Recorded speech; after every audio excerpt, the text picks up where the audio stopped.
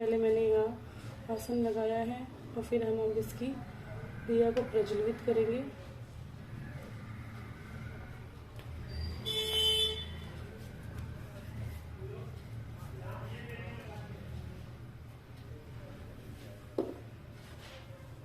ये हमने प्रसाद बनाया है कसार।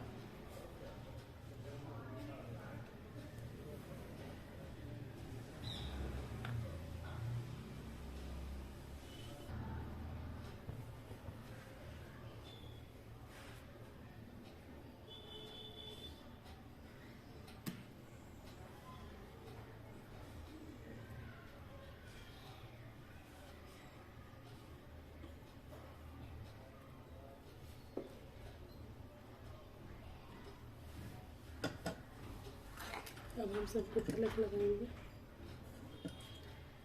इस पर कसार में सिर्फ मैंने आटे, केले और शक्कर और तुलसी डाली है। पहले सत्यनारायण भगवान को तिलक लगाएंगे, नारायण भगवान को, फिर लक्ष्मी जी को, गणेश सब हर चीज़ में पूजन किया जाता है, तो इसलिए मैंने गणेश की प्रतिमा भी रखी है। तो अब हमने दिया प्रज्वलित कर दिया। यहाँ एक तांबे का लोटे में पानी भर के रखा है। अब हम कथा को आरंभ करेंगे श्री सत्यनारायण जी की। बिल्कुल इजी वे में है। अगर आपके पास ज़्यादा सामग्री भी नहीं है, भगवान ये नहीं चाहते कि आप ये डालो, शुद्ध मन से करना चाहिए। बोली श्री सत्यनारायण भगवान की जय। एक बार निमश्री नारायण तीर्थ में सोना गादी 88,000 महर्षियों ने मुनिश्रेष्ठ श्री सूत जी से पूछा, हे प्रभु, कलयुग में मनुष्य वेद विद्या रहित मनुष्यों को प्रभु भक्ति किस प्रकार मिलेगी तथा उनका उद्धार कैसे होगा? इसलिए हे मुनि, कोई ऐसा तप कहिए जिससे थोड़े समय में पुण्य प्राप्त हो तथा मनवांछित फल मिले। वह कथा सुनने की हमारी इच्छा है। सर्वशास्त्र ज्ञाता श्री सूत जी बोले, हे वैष्णव में पूजिए, आप सबने प्राणियों की हित की बात पूछी है। अब मैं उस श्रेष्ठ व्रत को आप लोगों से कहूंगा जिस व्रत को नारद जी ने लक्ष्मी नारायण से पूछा तो लक्ष्मी पिता ने मुनि श्रेष्ठ नारद से कहा था। सो ध्यान से सुनो। एक समय योगी राज नारद जी दूसरों के हित की इच्छा से अनेक लोगों में भ्रमण करते हुए पृथ्वीलोक में पहुंचे। वहां अपने अपने कर्मों के अनुसार लोगों को दुखों से पीड़ित देखकर वे बहुत ही व्यथित हुए और मन में विचार करने लगे कि इन प्राणियों के दुख का निवारण कैसे होगा। जब वह कोई उपाय न सोच सके तो विष्णु भगवान के सामने उपस्थित हुए। वह नारद जी ने श्वेत वर्ण और 4 भुजाओं वाले शंख, चक्र, गदा और पद्म से सुसज्जित देवों के इस विष्णु भगवान की स्तुति करते हुए कहा, हे नारायण, आप सर्वशक्तिमान व सृष्टि के पालन करता है। आपका कोई आदि मध्य अंत नहीं है। आप सृष्टि के कण कण में विद्यमान है और अपने भक्तों की मंगल कामनाएं पूरी करने वाले हैं। मैं आपको नमस्कार करता हूँ। नारद की इस प्रकार की स्तुति सुनकर विष्णु भगवान मुस्कुराते हुए बोले, हे मुनिवर, निसंकोच आने का कारण बताइए। तब नारद ने कहा, पृथ्वीलोक के प्राणी अपने अपने कर्मों के अनुसार विभिन्न योनियों में रहते हुए दुखों से पीड़ित है। मुझ पर कृपा करते हुए कोई ऐसा उपाय बताइए जिससे उनका दुख नष्ट हो सके। तब विष्णु भगवान ने कहा, हे नारद, अब मैं ऐसे व्रत का वर्णन करने जा रहा हूँ जिसे करने से विश्व के सभी स्त्री व पुरुषों को पापों से मुक्ति मिलेगी। निर्धनता नष्ट होने से मनुष्य आनंद पूर्ण जीवन यापन करेगा। श्री सत्यनारायण भगवान के इस व्रत को करने से उसकी सभी मंगल कामनाएं पूरी होगी। नारद ने जब व्रत हेतु विधि विधान की जानकारी चाहे तो श्री नारायण बोले, मनसा वाचा कर्मणा शिशु धोकर मनुष्य भक्ति एवं श्रद्धा भाव से किसी भी दिन यह व्रत कर सकता है। नैवेद्य आदि फल भक्ति भाव से अर्पित कर ब्राह्मणों को भोजन कराएं, दक्षिणा दें। इस प्रकार से सत्यनारायण भगवान की आराधना करने से सभी कष्टों से मुक्ति पाकर वह धन संपन्न व सुखी होकर आनंद पूर्ण जीवन यापन करना है। प्रथम अध्याय संपूर्ण। बोलो नारायण नारायण नारायण, श्रीमन नारायण नारायण नारायण, भगवान नारायण नारायण नारायण, हनुमान नारायण नारायण नारायण।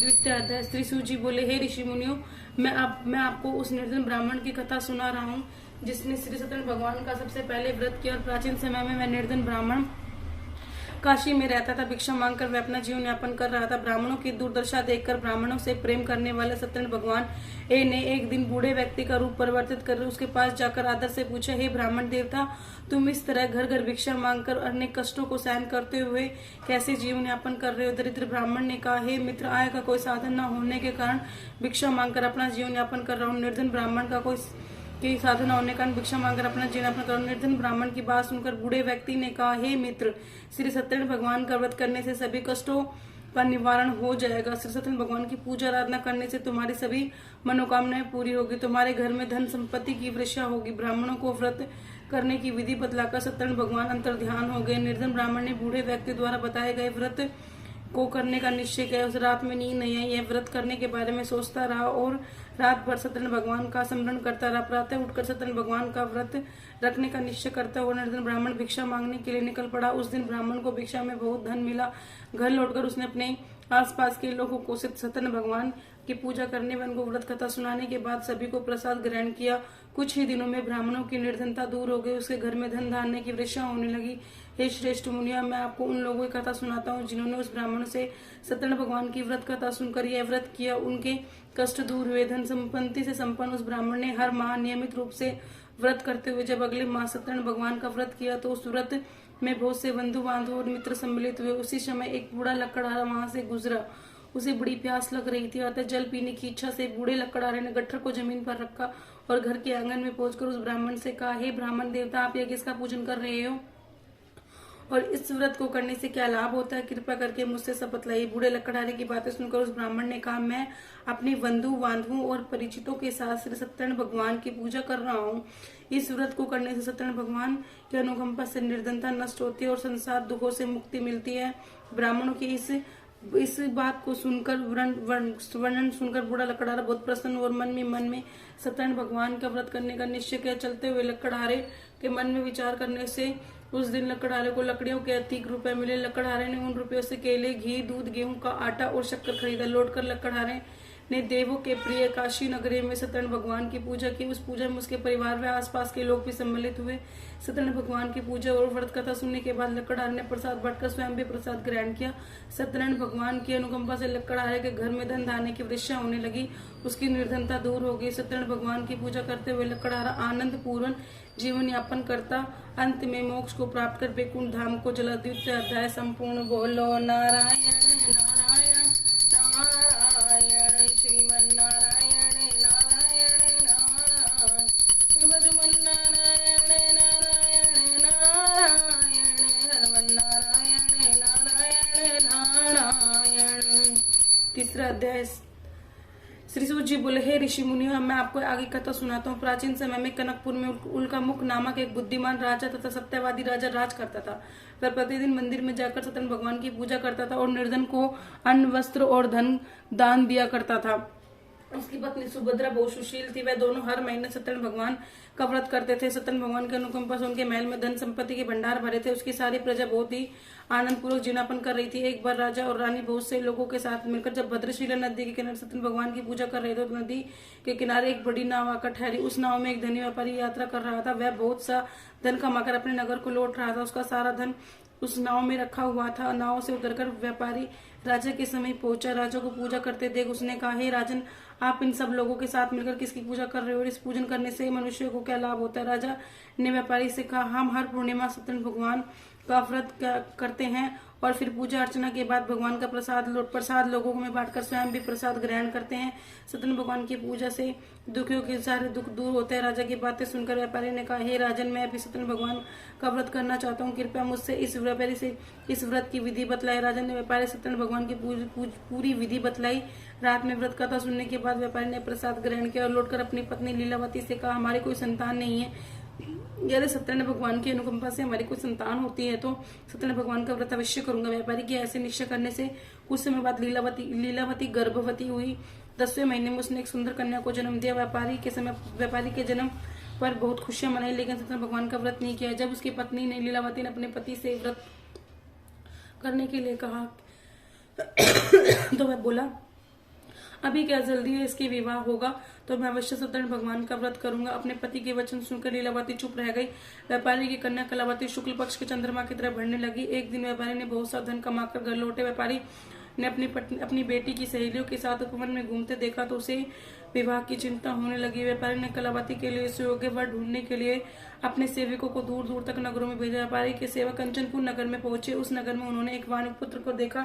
वाणिक पुत्र अत्यंत सुंदर और गुणवान था। सेवकों के पास लौटकर व्यापारी को उस वाणिक पुत्र के बारे में बताया। व्यापारी उस सुंदर लड़के को देखकर बहुत प्रसन्न हुआ। कलावती का विवाह बड़ी धूमधाम से उसके साथ कर दिया गया। दहेज में उसके वाणिक पुत्र को बहुत सा धन मिला। कलावती का विवाह भी हो गया, लेकिन व्यापारी ने सत्यनारायण भगवान का व्रत नहीं किया। लीलावती ने अपने पति से कहा, नाथ, आपने कलावती के विवाह पर सत्यनारायण भगवान का व्रत करने का निश्चय किया था, अब तो आपको व्रत कर लेना चाहिए। पत्नी की बातें सुनकर व्यापारी ने कहा, अभी तो मैं अपने दामाद के साथ व्यापार के लिए जा रहा हूँ, व्यापार से लौटने पर सत्यनारायण भगवान का व्रत पूजन अवश्य ही करूंगा। यह कहकर व्यापारी ने कई नावों में सामान भरा और अपने दामाद और सेवकों के साथ व्यापार के लिए निकल पड़ा। उस व्यापारी द्वारा बार बार व्रत का निश्चय करने और फिर व्रत न करने पर सत्यनारायण भगवान क्रोधित हुए और व्यापारी को दंड देने का निश्चय किया। व्यापारी अपने दामाद के साथ रतनसारपुर में पहुंचकर व्यापार करने लगा। एक दिन कुछ चोर महल में चोरी करके भाग रहे थे। सैनिक उसका पीछा कर रहे थे। भागते हुए चोरों का पीछा करता देखा तो सारा धन चोरों का पीछा करते हुए देखा तो उन्होंने सैनिक से बचने के लिए चोरी का धन अवसर पाकर व्यापारी की नाव में छुपा दी। चोरों का पीछा करते हुए सैनिक व्यापारी के पास पहुंचे। उन्होंने व्यापारी की नाव में तलाशी ली तो उन्हें राजा का चोरी किया गया धन मिल गया। तब सैनिक व्यापारी और उसके दामाद को बंदी बनाकर राजा के पास ले गए। राजा ने धन दोनों को बंदी गृह में डाल दिया और उनका सारा धन भी ले लिया। सत्यनारायण भगवान के प्रकोप से उधर लीलावती पर भी मुसीबतों का पहाड़ टूट गया। उसके घर में चोरी हो गई। चोर सारा धन चुरा कर ले गए। घर में खाने के लिए अन्न भी नहीं बचा। भूख प्यास से व्याकुल होकर व्यापारी की बेटी कलावती एक ब्राह्मण के घर गई। उस ब्राह्मण के घर में सत्यनारायण भगवान की व्रत कथा हो रही थी तो वहां बैठकर व्रत कथा सुनी और प्रसाद लिया। घर लौटकर कलावती अपनी माँ लीलावती से सारी बातें बतलाई। कलावती ने सत्यनारायण भगवान की व्रत की बात सुनकर लीलावती ने भी व्रत करने का निश्चय किया। अगले दिन लीलावती ने अपने परिवार और आसपास के लोगों के साथ सत्यनारायण भगवान की पूजा की। जो पूजा के बाद सबको प्रसाद बांटकर स्वयं प्रसाद ग्रहण किया। लीलावती ने अपने पति और दामाद को घर लौटाने की मनोकामना सत्यनारायण भगवान का व्रत किया था। लीलावती के विधि पूर्वक व्रत करने और प्रसाद ग्रहण करने सत्यनारायण भगवान प्रसन्न होकर उसकी मनोकामना पूरी की। उन्होंने राजा चंद्रकेतु को सपन में दर्शन देकर, हे राजन, व्यापारी और दामाद बिल्कुल निर्दोष है, सुबह उठते उन दोनों को मुक्त कर उन दोनों का सारा धन वापस लौटा दो। यदि तुमने ऐसा नहीं किया तो मैं तुम्हारा सारा वैभव नष्ट कर दूंगा। इतना कहकर सत्यनारायण भगवान अंतर ध्यान हो गए। प्रातः होते ही राजा चंद्रकेतु ने अपने मंत्रियों और राजोषियों को रात के स्वप्न की बात बताई तो तब सबने व्यापारी और दामाद को छोड़ देने के लिए कहा। राजा चंद्रकेतु ने तुरंत उस व्यापारी और उसके दामाद को छोड़ दिया। उसका सारा धन भी वापस कर दिया। इस प्रकार सत्यनारायण भगवान की अनुकंपा से व्यापारी और उसका दामाद दोनों खुशी खुशी अपने नगर की ओर चल दिए। तीसरा अध्याय संपूर्ण। बोलो नारायण नारायण नारायण श्रीमन नारायण नारायण नारायण भजमन नारायण नारायण नारायण नारायण नारायण नारायण। चौथा अध्याय। श्री सूत जी बोले, उस व्यापारी ने अपने दामाद के साथ शुभ मुहूर्त में नाव द्वारा रतनसारपुर से प्रस्थान किया। लंबी यात्रा करने के बाद एक व्यापारी एक नगर के किनारे नाव में रोककर भोजन किया और फिर दोनों विश्राम करने लगे। तभी सत्यनारायण भगवान के साधु के रूप में व्यापारी के पास पहुंचे और पूछा, हे वाणिक, तेरी नाव में क्या लदा हुआ है? व्यापारी ने सोचा, दंडी साधु अवश्य ही कुछ मांगने की इच्छा से सामान के बारे में पूछ रहा है। यह सोचकर व्यापारी ने झूठ बोला, हे दंडी, मेरी नाव में तो सिर्फ बेल और पत्र भरे हुए हैं। व्यापारी के झूठे वचन सुनकर भगवान क्रोधित हुए। हे वेश्या, जो तुमने कहा है वही सत्य होगा। इतना सत्यनारायण भगवान क्रोधित होते हुए सत्य कहा जो दूर जाकर अंतर ध्यान हो गए। उधर व्यापारी ने दंडी साधु को वहां कहकर खाली हाथ लौटाकर बहुत प्रसन्न हुआ। लेकिन जब व्यापारी ने अपनी नाव को बेल और पत्रों से भरा देखा तो विलाप करने लगा, अपने झूठे बोलने पर प्रायश्चित करने लगा। रोते रोते व्यापारी मूर्छित हो गए। कुछ देर बाद उसकी मूर्छा नष्ट हुई तो उसके दामाद ने रोते कहा, आप दुखी मत होइए, यह सब उन दंडी साधु के श्राप का कारण है। अब वही दंडी साधु हमें इस विपत्ति से छुटकारा दिला सकता। दामाद के वचन सुनकर व्यापारी दंडी साधु की तलाश में चल दिया। कुछ देर ढूंढने के बाद एक वृक्ष के नीचे दंडी साधु के रूप में सत्यनारायण भगवान मिल गए। व्यापारी के दंडी साधु के चरणों में गिरकर क्षमा मांगी और कहा कि मैं तो अज्ञानी हूं, मैं आपका रूप तो भगवान विष्णु भी नहीं जान पाए, मैं कैसे जान पाऊंगा? तुझे तो दंड दिया है, तूने बार बार मेरी पूजा करने के लिए कहा लेकिन कभी पूजा ही नहीं की। व्यापारी ने हाथ जोड़कर कहा, अब दिन दुखियों को दूर करने वाले हो, मेरी गलती को क्षमा कीजिए। फिर भला मैं ज्ञानी आपके रूप को कैसे जान पाता, आपकी लीला कैसे समझ पाता? मैं अपने जीवन में कभी झूठ नहीं बोलूंगा, सदैव श्री सत्यनारायण भगवान का व्रत और पूजा किया करूंगा। आप मुझ पर अनुकंपा करें, सदैव सत्यनारायण भगवान का व्रत और पूजा किया करूंगा। व्यापारी की क्षमा याचना सुनकर दंडी साधु ने उस क्षमा कर दिया। उसी समय व्यापारी की नाव में भरे धन धाने में परिवर्तित हो गई। व्यापारी ने अपने सेवकों के साथ अगले दिन सत्यनारायण भगवान का व्रत करने का, उनकी पूजा की, सबको प्रसाद वितरित करके स्वयं भी प्रसाद ग्रहण करके व्यापारी अपने नगर की ओर चल पड़ा। अपने नगर पहुंचकर व्यापारी ने एक सेवक को अपने घर भेजा। सेवक ने लीलावती को सूचित किया। उस समय लीलावती और कलावती दोनों सत्यनारायण भगवान की पूजा कर रही थी। पति और दामाद के लौट आने के समाचार सुनकर लीलावती ने पूजा पूरी करके प्रसाद ग्रहण करने के बाद कलावती से कहा, बेटी मैं नदी के किनारे जा रही हूँ, तू भी प्रसाद ग्रहण कर शीघ्र ही आ जाना, कहकर नदी के किनारे चल पड़ी। परंतु कलावती पति से मिलने की खुशी में प्रसाद ग्रहण किए बिना ही अपने घर से निकलकर नदी किनारे जा पहुंची। उसके दामाद ग्रहण न करने के कारण, उसके प्रसाद ग्रहण न करने के कारण भगवान क्रोधित हो गए। उन्होंने व्यापारी की नावों को नदी में डुबो दिया। अपने पति को वहां न देखकर कलावती ने रोना शुरू कर दिया। तभी व्यापारी ने कहा, हे पुत्री, तुझसे अवश्य ही कोई भूल हुई है, इसलिए मैं सत्यनारायण भगवान ने तुझे दंड दिया है। तब व्यापारी ने कहा, सत्यनारायण भगवान से प्रार्थना की, हे भगवान, मेरे परिवार से किसी भी स्त्री या पुरुष से जो भी कोई भूल हुई हो उसे क्षमा कर दीजिए, उससे क्षमा कर दीजिए। फिर भगवान ऊपर से आकाशवाणी हुई कि तेरी पुत्री मेरी प्रसाद ग्रहण किए बिना ही चली है। यदि वह घर जाकर तेरी कन्या मेरा प्रसाद ग्रहण करे तो सुरक्षित करे तो पहले जैसा हो जाएगा और पति के दर्शन अवश्य होंगे। कलावती ने वैसा ही किया। उसके प्रसाद ग्रहण करके वापस लौटने के बाद नाव जल के ऊपर आ गई। दामाद भी सुरक्षित नदी के निकल गया। घर लौटकर व्यापारी ने अपने परिवार के साथ मिलकर विधि अनुसार श्री सत्यनारायण भगवान की पूजा की। उस दिन से प्रत्येक पूर्णिमा को सत्यनारायण भगवान की पूजन करना तथा कथा करने लगा। फिर इस लोक को सुख भोगकर अंत में स्वर्लोक हुआ। बोलो नारायण नारायण नारायण श्रीमन नारायण नारायण नारायण भजमन नारायण नारायण नारायण नारायण नारायण नारायण। पंचम अध्याय। श्री सूत जी बोले, हे ऋषि मुनियों, मैं और क्या कथा सुनाता हूँ। कौशलपुर में एक राजा था, तंगुध्वज। राजा उसकी छत्र छाया में आनंद पूर्वक जीवन यापन कर रही थी। राजा तंगुध्वज अपनी प्रजा के सुख दुख का बहुत ध्यान रखता था, लेकिन एक बार उसने सत्यनारायण भगवान का प्रसाद ग्रहण नहीं किया।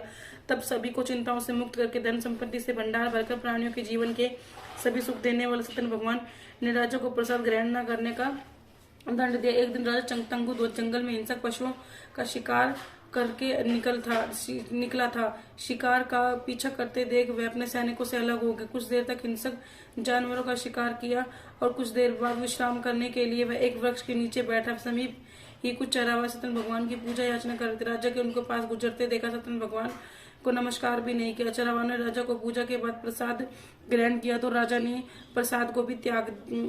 प्रसाद भी ग्रहण नहीं किया और घोड़े पर सवार होकर अपने नगर की ओर चल दिया। जब नगर में पहुंचा तो उसने देखा उसका सारा वैभव नष्ट हो गया है।